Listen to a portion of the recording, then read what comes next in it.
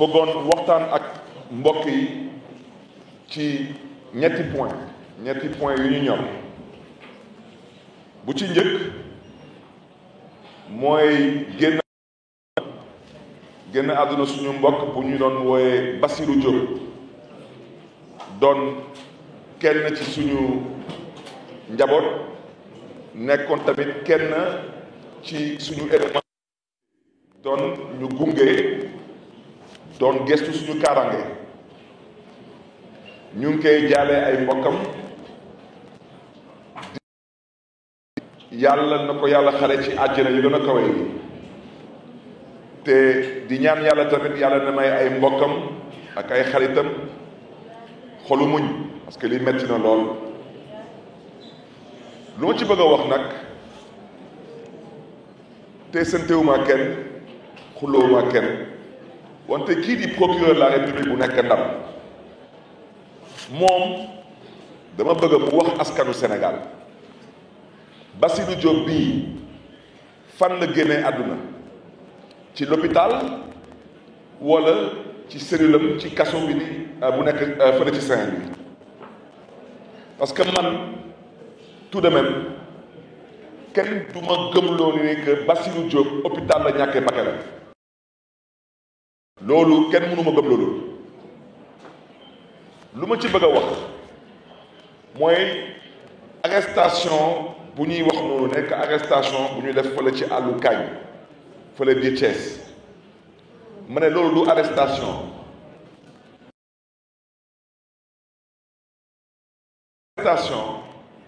soxlawoo di dóor nit pour ne ko toogal soxlawoo di padd ay nit di faucher ay nit rek pour ne leen toog leen ci suuf soxloo génn ay gànnaay di tirer ci kaw ay nit soi-disant parce que dafa lëndëm ñu ngi ci diggu route nationale 1h du matin jot na kenn gisul kenn dégg lu ñu neex def ndax lan ndax dafa am benn waay bu fi tax ne moom dafa mer day fay ñépp dégg ko Sénégal mu taxaw ne ministre de l'intérieur ak ministre de la justice mëtuñu ay kilifa liggéey ñu seen liggéey comme moom ci gàttal dafa jàppe boppam buur moom lu mu bëgg rek foog mu demee noonu ministre de l'intérieur daal di activer gars yi waa BIP mooy waa brigade d'intervention polyvalente gars yi sol seen ay tenue tëj tali bi Thiès ci 1h du matin ne man mi Barthélémy Dias man la ñuy jéem a téye parce que apparemment buur gi nee na du tëdd ci lal te jàpp ñu Barthélémy Dias parce que soi-disant Barthélémy Dias a ko tere dara ci campagne bi wante campagne yéen yàgg ngeen dégg ay campagne yàgg ngeen fekk fi ay campagne mais campagne du leneen ginnaaw wax dox jëf amaana am na yuy sew sewaan mën na bañ mën na des fois sax mën na ñàkk naam mais ñëpp xam nañ que day bokk ci campagne nit ñi dañuy saagante naam jekkul mais ci campagne la bokk fa la dëkk bi toll des fois nit ñi même match nawetaan wala lamb dañuy sànnante ay xeer foofu la dëkk bi toll wante loolu mais ci la bokk dañ koy ñaawlu naam mais ci la bokk wante loolu fuyee naa convoi bi ñaari waxtu wante Barthélémy Dias nekkul ci convoi bi te jàpp nañ oto yi yépp di dem wuti Dakar Barthélémy Dias ngi ci convoi bi wante fan la Barthélémy Dias jaar ñoom xam ba tey xamuñu ko baaxam su lay aar moom rek moo xam fan la lay làq parce que tey heure meex ak yéen nii parce que moom buur gi lu mu waxoon mooy il n'est pas question Barthélémy Dias jeexal campagne bi yéen ñëpp dañ ngeen fi ay waa Pastef ñuy wax fi ay wax mel noonu que Barthélémy Dias dafi campagne moom ci boppam buur gi dem boppam à un niveau où Sénégalais yi musuñu fa gis premier ministre dem ba taxaw ne moom day ñëw taxaw suma buntu kër mel ni temps booy rek ngeen dem école balaa ngeen di wàcc gars yi ne la sa moyen soo wàccee nga xam ma ci biti dañuy cóog yow ñu dénk la réew am ci yow yaakaar ay cóog ak di woote ay di foye sa xel ci gàttal man de xaw ma kañ laa gëj a cóog su ma doom yi sax bàyyi nañ xeex nii la mbir bi demee moo tax Bassirou Diop bëgg a wax ji leer génn àdduna wu Bassirou Diop du nul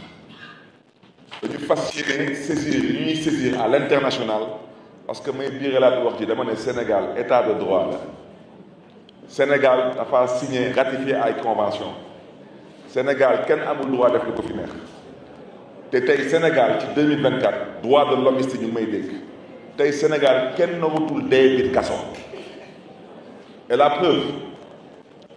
ba ñuy campagne 41 candidats moo fi amoon kon 41 convois moo fi doon daw ci 41 convois yooyu su ma juumalee ñun kese wala ñu nag peut-être ñeneen te néew nañu ñu fi amoon équipe médicale ak ambulance médicalisée seen biir convoi man ba may jógee Thiès di wuti Dakar su ma convoi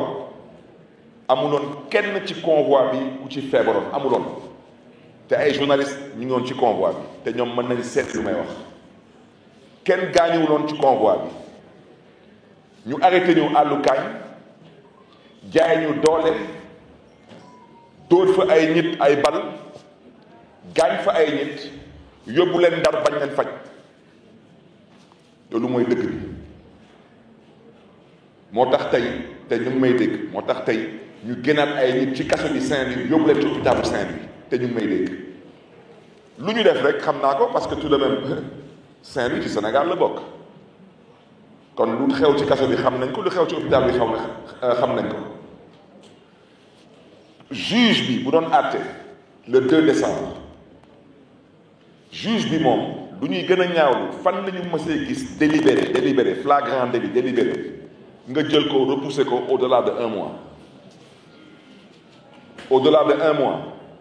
yow nga jàpp 80 personnes parce que da nga doon wut benn nit te nit jooju gisoo ko nag nga ne comme mënu ma ko gis xaw ma fu mu nekk damay boobu 80 personnes yëpp yóbbu leen ci 80 personnes yooyu naam am na ci ay agents de sécurité wante am na ci ay influenceurs am na ci ay chauffeurs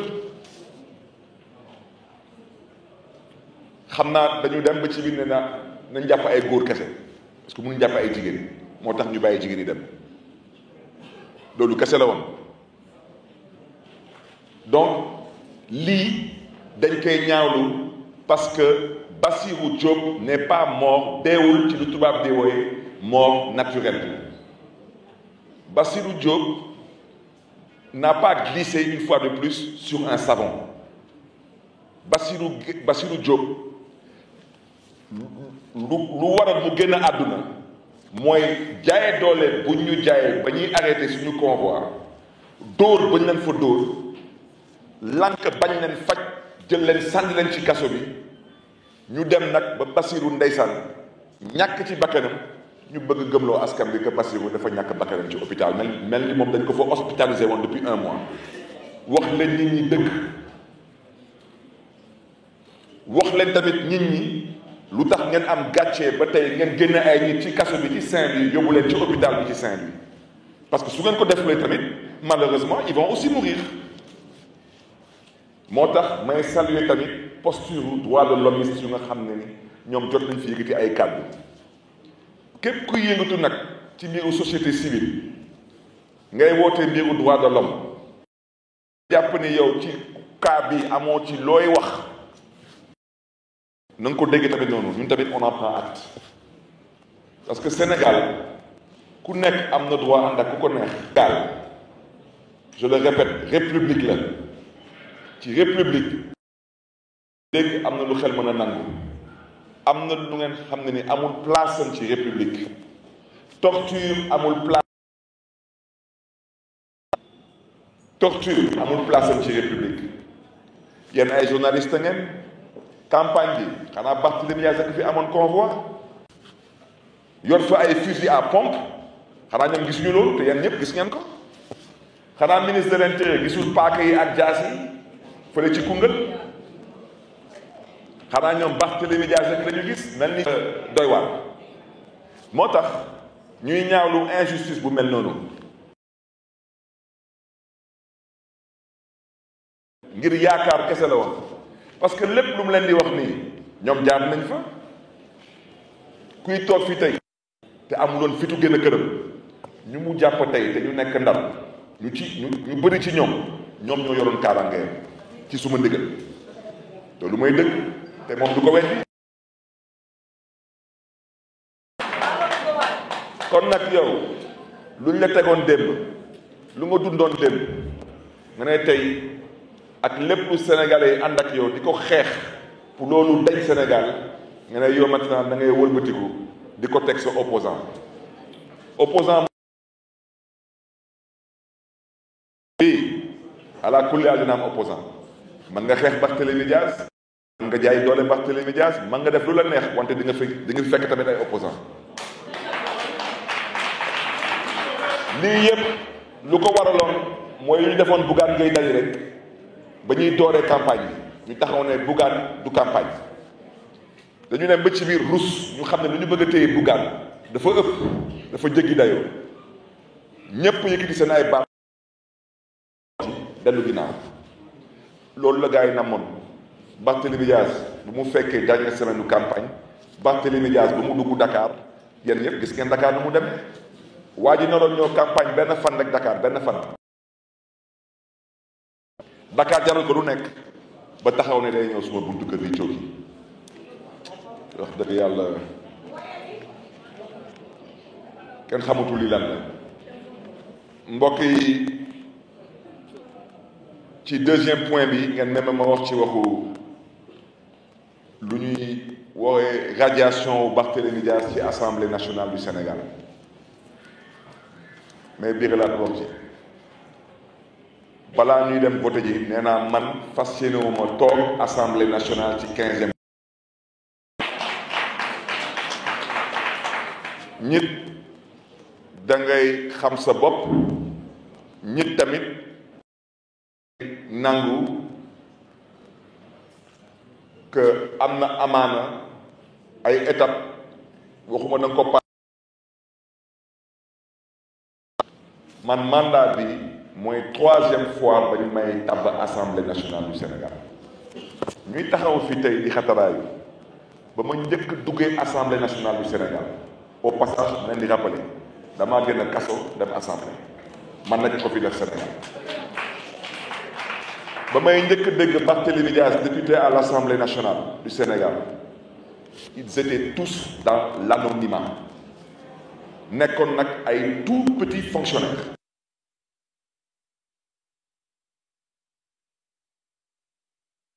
fonctionnaire bu nga xam ne yow mosoo ilif kenn mosoo yor secrétariat mosoo am salle d'attente mosoo nekk chef de service mosoo nekk dara tu es un petit fonctionnaire je suis désolé parce que fu la dëkk bi toll waxuñu ne teew duñ ko raay man ba may doon kilifa biir Sénégal di yor ay ndombal tànk tu étais un tout petit fonctionnaire d'accord kon nag nit nu ñu koy waxee ci wolof xar dee weesu mbote voilà loolu kese la xëy bu ma nag député mais lu ma gëm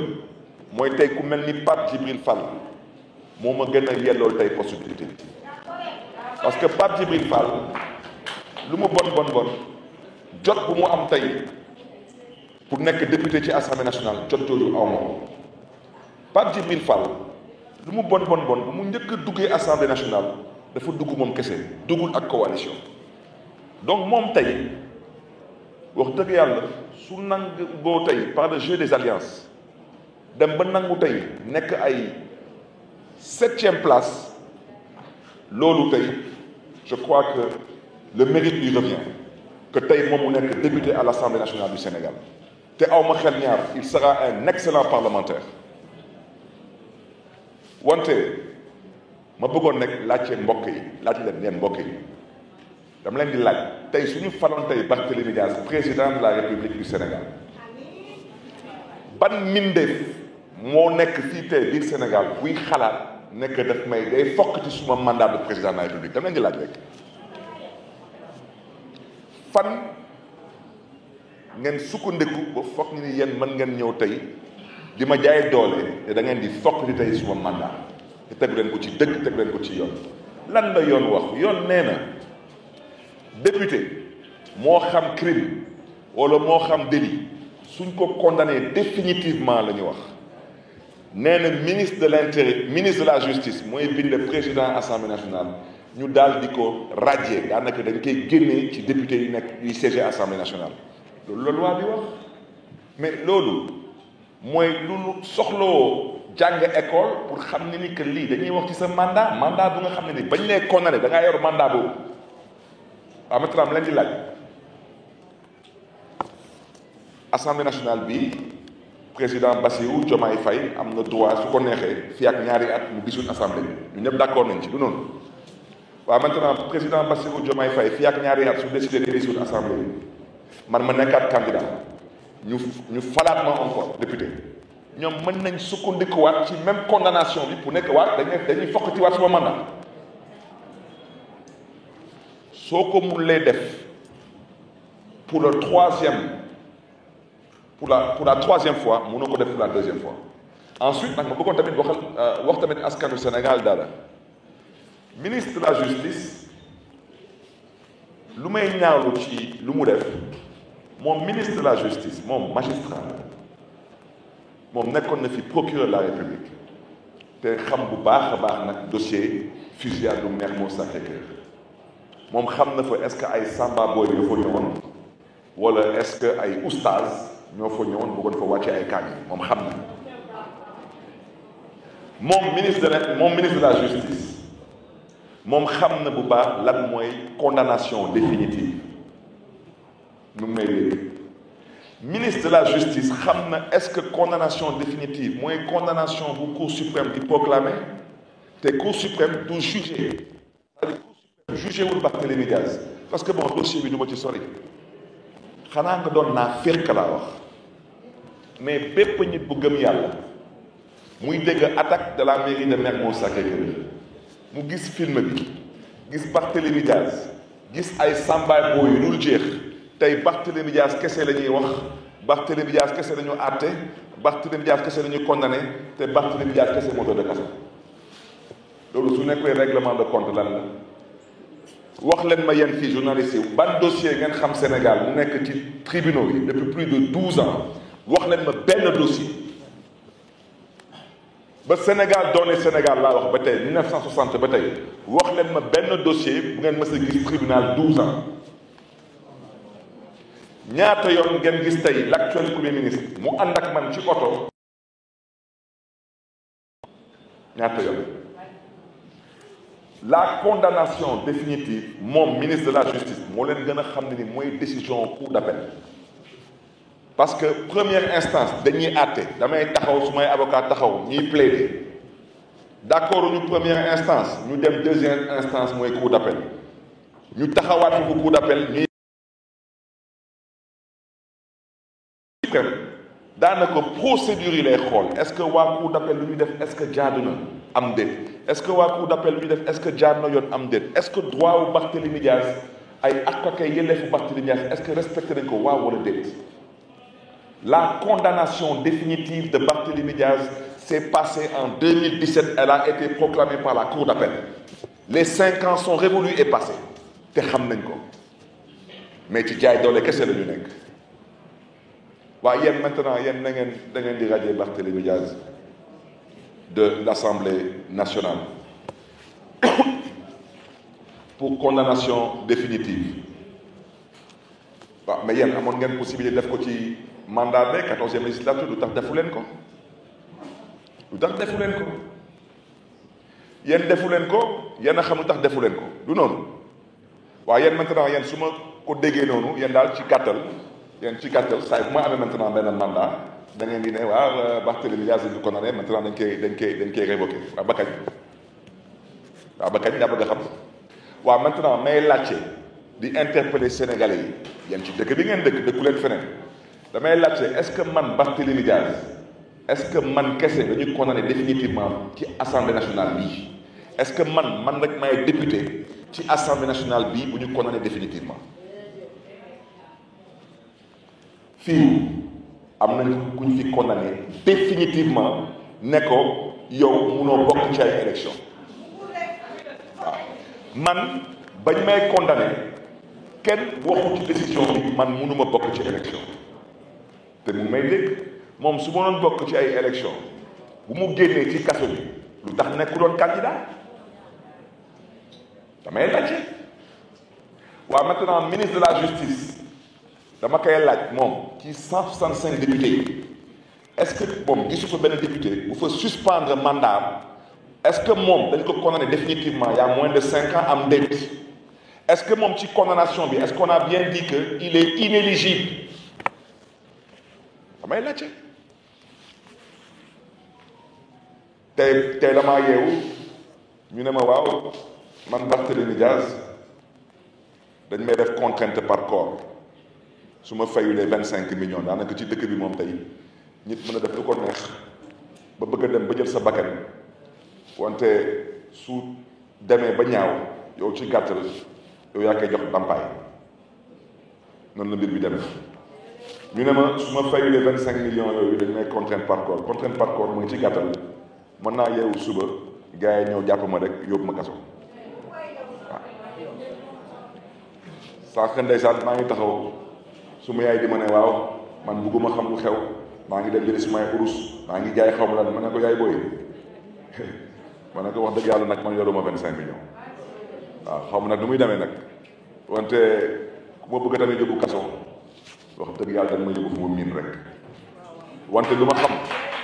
wante lenn moom xam naa ko danga may jaay doole kese parce que yow tamit dañ laa condamné que yow nga 200 millions te yow tamit wax dëgg yàlla justice la condamné kon nag man su ma doon fay 25 millions yow tamit ma boobu tamit fay tamit 200 millions bu noonu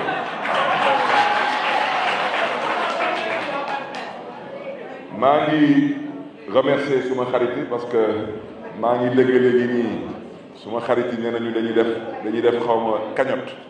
dañuy cotiser pour fay 25 millions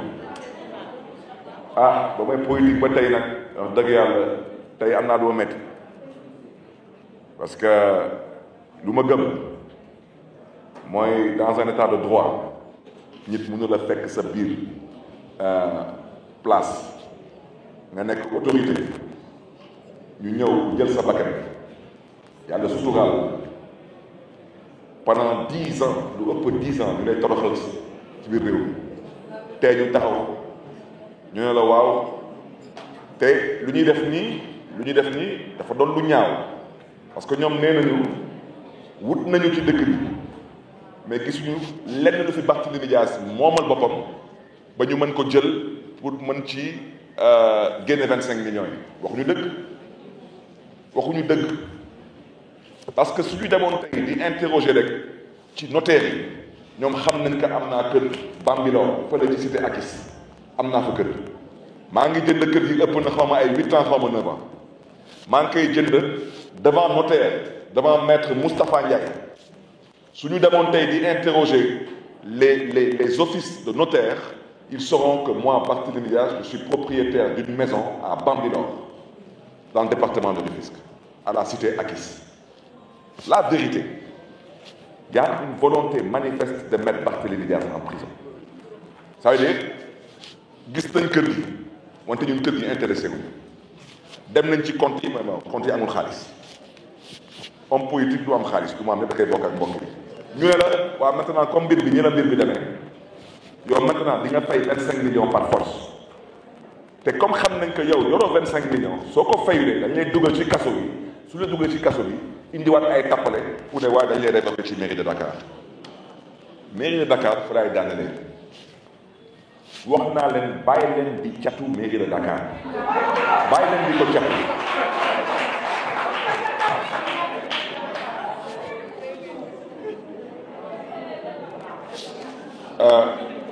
ci mairie de Dakar fa laay daanalee dafa am ay nit ñuy fooyee seen xel ñoom nuñ ko gisee tey mooy comme jaay nañ ko doole ci assemblée nationale jàll na dañ koy jaayaat doole fii ci mairie Dakar fokkati mairie bi ci ay loxoom. mbokk yi dama amoon suba benn tante ndeysaan mu ne ma Barthélémy mu ne ma soo toogee nit di dëkk di la matt rek saa boo yeewu rek mu lay matt rek di dëkk di la matt rek de temps en temps da nga xaw a signe tuuti nga signe wan ko yow tamit yor nga ay bëñ te yow tamit mën nga matt parce que am na lu kenn dul nangu am na lu doomu gor mënul nangu doomu gor mën na nangu lu ne wante doomu gor du nangu ñu koy toroxal ci ay diggu mbokkam du ko nangu. ma bëgg nag wax ci leer dangay bañ ëllëg rek ñu ne Barthélémy dafa mel nii wala Barthélémy dafa mel naa parce que Sénégal du ñu gis ku tooñ non du ñu gis mu ku tooñ ndeysaan dañuy gis ku fay. mairie de Dakar ma bëgg a wax ci leer ku mu neex yónni fi inspection yaa xam IGE yaa xam Cour des comptes dafa lu la neex gestul parce que loolu yoon may na la ko ci ay sañ-sañ ñu nangul la ko man nekkoon naa maire moo Sacré-Cœur 12 ans ñaata yoon nañ ma audité wante maa ngi sant yàlla mosuñu ne Barthélémy Dias teg ci dëpp na kees jaay na suuf wala def na ñaawteef. mairie de Dakar bi léegi mu mën fi ñetti at maa ngi fi ba ma yàlla mayee ma def fii 2 ans et demi ma def bi ñuy woy ci tubaab bilan à mi-parcours mooy dama dem ci askan wi ne leen lii laa leen diggoon ci campagne bi mooy leen campagne bi dafa amoon lu mu doon woote mooy Dakar bi ñu bokk ne leen su ngeen ma falee di ngeen fal ndaanaan bu am yéene ci Dakar ma ne leen nag ci juróom-ñeenti compétence yu loi bi jox bu ci nekk fii laa ci toll te ñu ngi may dégg ñoom nekkoon nañu ay maire ci seen dëkk ñeneen ñi sax ci ñoom jéem nañu doon ay maire ci seen dëkk te kenn faru leen fa tey soo demee seen dëkk yi du ngeen fa sax gis benn banque bu ñu fa samp ñoom daal lu ñu xam daal mooy set setal waaw set setal rek maire set setal président set setal premier ministre set setal dama ne ban dëkk bu am solo ci àdduna yéen est-ce que gis ngeen fii ay France ay Macron ay États-Unis ay Donald Trump ñu ne dañuy set setal yéen est-ce que xalaat ngeen tey Côte d'Ivoire bii ngeen leen dem seeti président Alassane Ouattara muy wote ay set setal dama ne ba Sénégal sosoo ba tey musu leen fi gis maire bu fi tabax ay centre de dialyse di ko équipé amul musu leen fi gis maire laa wax musu leen fi gis maire bu fi tabax lycée scientifique et technique yéen waa Dakar ba ngeen juddoo ba tey yéen waa Dakar ba ngeen juddoo ba tey benn lycée kese ngeen xam fi Dakar moom muy doon lycée scientifique technique mooy Delafosse te tubaab yi ñoo ko fi liggéey dama ne Wolof Njaay nee na saabu du fóot boppam ku munul demul puusul paasul wax dëgg yàlla nag soo gisee ku mën di dem di puus di paas nga may mu jàmm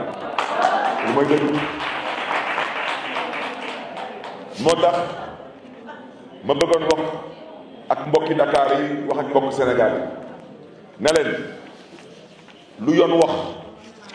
mi ngi ci lu ñuy woyee le code général des collectivités locales te mu doon loi du arrêté du décret mooy article 135 yoon nee na maire wala bépp conseiller municipal bu ñu condamné définitivement pour crime laa wax crime waxuma délit dañ lay révoquer ci sa mandat wu maire man ci condamnation définitive bi ci affaire u fusillade de Mermoz Sacré-Cœur lu fa juge bi wax juge bi nee na du crime juge bi nee na délit la maintenant nag ci assemblée nationale nee nañu moo xam délit la moo xam crime la dañ la fay jëlee moo tax suñ ko defoon ci 14e législature teg ko ci yoon mais buñ ko def nii lii bu ñu def nii amul lenn luñ teg ci yoon te képp ku fi taxaw nga nekk lu ñu def dafa dëppoo ak yoon yow mii waxoo dëgg te may birilaat wax ji nee naa ci condamnation définitive bi ça date de 2017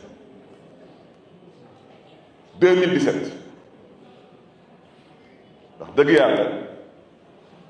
ku mu neex nag compté juróom ati passé na yàgg na wante kuñ fi condamné te juróom ati passé gul xam na boppam balaa may dee mu taxaw ne moom day suspendre mandat am te ministre de la justice nee na moom boobu moom gisu ko déggu ko mbokk yi di leen di gërëm di leen di sant fu may daanelee nag mbokk yi mooy bëgg a wax ak ñu fi nekk te yor tey dëkk bi ne leen man du ma seen noon dama bëgg a wax ci leer yéen seen noon mooy ndóol bu jéggi dayo bu nekk ci dëkk bi tey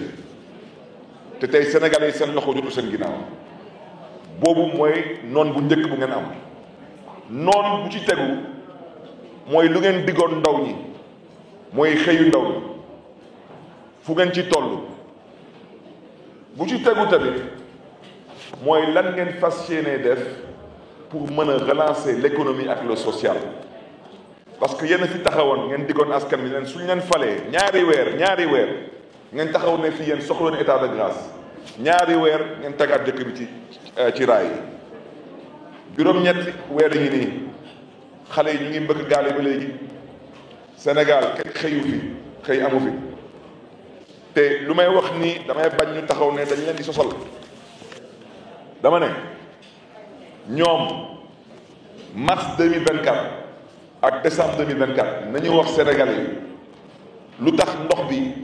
yokku de 23%. dañ ko wax Sénégalais yi comme ñoom mënuñu wax dëgg Sénégalais yi nañu wax tamit Sénégalais yi mars 2024 ba décembre 2024 lan nañu def ba courant bi kilowattheure bi yokku ci 18%. ñoom foofu leen Sénégalais yi di xaaree Sénégalais xaaruñu leen ci ngeen di jéem a fokkati mairie Dakar ci loxo Barthélémy Dias Sénégalais yi xaaruñu leen ci ay woote ay cooki buntu kër Barthélémy Dias parce que pour ngeen cooki foog ngeen doon ñaar te Barthélémy Dias amul seen jot bëggoon naa tamit wax dëgg yàlla maa ngi dégg ñenn ci ñoom ñu ne ñoom ay responsable lañu kenn kii bëgguma ñaar lamiñ parce que xaw ma sax lu muy ñuró ne da moom moo jiite port moom na wax Sénégalais juróom-ñetti weer yu fi romb lan la def ba 700 Sénégalais ak Sénégalaises ñàkk seen liggéey ci port Dakar fii mairie Dakar lu fi yokkuwul mairie Dakar wàññeekuwu fii il n'y a pas un employé qui a perdu son travail à la mairie de Dakar amut mairie de Dakar amul baisse ci taux de recouvrement en recette amul baisse ci taux d'investissement mairie Dakar léppay yokku dara du fi wàññi man damay ñëw fii j'ai trouvé les bourses à 2 milliards et quelques heure bi nii bourse yi dépassé na 4 milliards te ñëpp a may dégg bugguma xam